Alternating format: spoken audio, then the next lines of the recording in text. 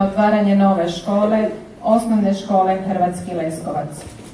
Posebno bih ovom prilikom pozdravila gradonačelnika grada Zagreba, gospodina Milana Bandića sa suradnicima.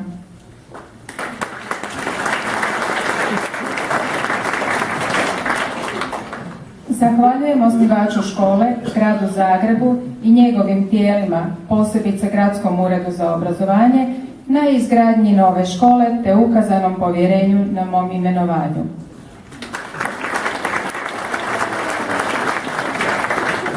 Naselje Hrvatski Leskovac dobilo je veleban suvremeni školski objekt površine 4500 kvadratnih metara unutarnjeg prostora s 14 učionica, što klasičnih, što specijaliziranih te polivalentnim prostorima. Dvodijelna sportska dvorana zauzima površinu od 1100 metara kvadratnih te ima teleskopske tribine. Vanjski dio škole čini osvjetljeno nogometno, košarkaško te rukometno igralište. U školi je moderna kuhinja s blagovaonicom u kojoj će se pripremati topli obroci za sve učenike. Škola je opremljena suvremenom tehnološkom i didaktičkom opremom te time otvara realne mogućnosti za stalni napredak u odgojno-obrazovnom radu. Idealni kapacitet škole je 320 učenika, a sada je u nju krenulo 200 učenika.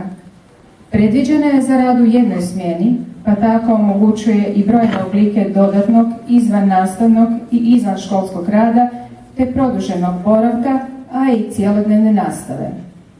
Takvi raznovrsni oblici rada utjecat će na podizanje obrazovne kulture i svijesti lokalne zajednice s kojom izvrsno surađujemo od samoga početka izgradnje škole, a sve ukazuje da će se suradnja nastaviti i produbiti te da će škola postati neizostavni subjekt i pokretač zbivanja u lokalnoj zajednici, te tako leskovačku sredinu učiniti ugodnijim mjestom za svakodnevni život i rad.